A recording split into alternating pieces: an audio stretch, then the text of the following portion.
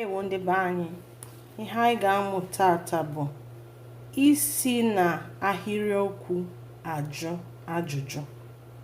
Again, isi na ahịrịokwu ajụ ajụjụ, meaning asking questions.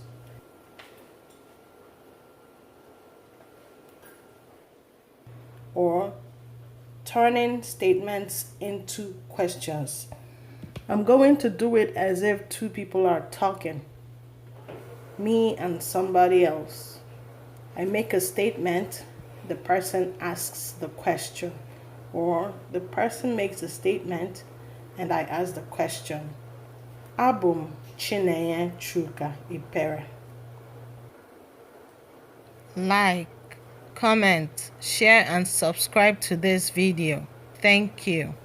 Anam aga ahia. Anam aga ahia is the statement. When we turn it into a question is Ina aga ahia. Ina aga ahia.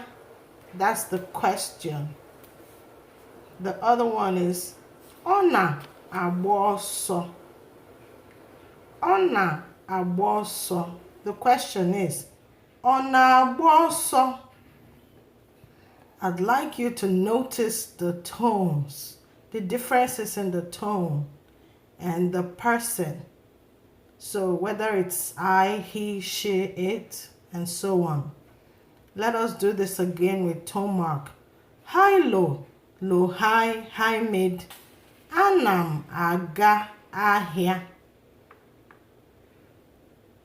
Ina aga ahia. Low, low, low, high, high, mid. Ina aga ahia. Ona agba ọsọ. Ona agba ọsọ.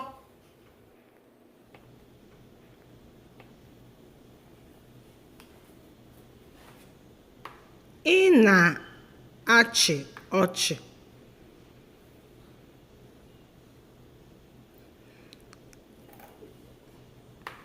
Ana m achị ọchị.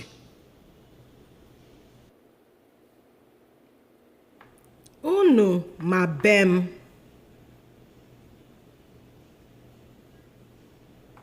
Anyị ama be gị.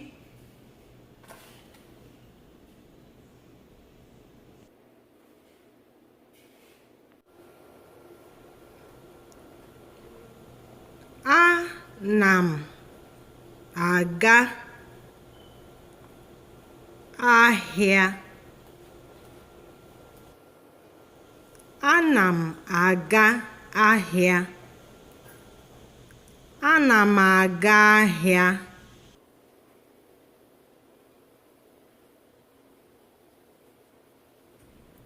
Ị na-aga ahịa? Ị na-aga ahịa?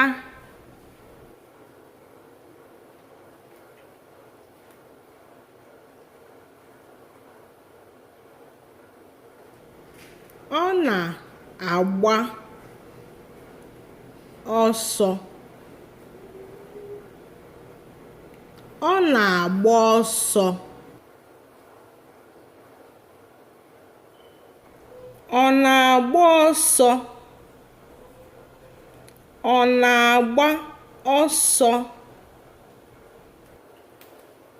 Ana m aga ahịa. Ị na-aga ahịa? Ọ na-agba ọsọ. Ọ na-agba ọsọ. Now, here are the tone marks. High, low, low, high, high, mid. Ana m aga ahịa. Low, low, low, high, high, mid. Ị na-aga ahịa? Ana m aga ahịa. Ị na-aga ahịa? Ọ na-agba ọsọ. Ọ na-agba ọsọ.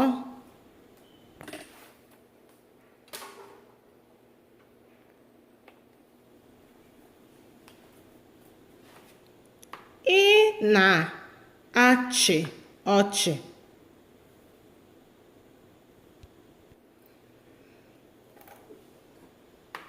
Ana m achị ọchị?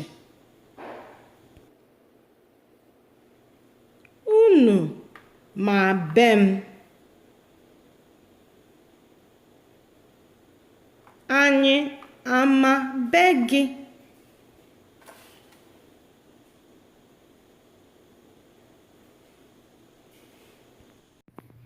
Anyị abịala na ngwụcha nke ọnọdụ tata. Ka o mesịa.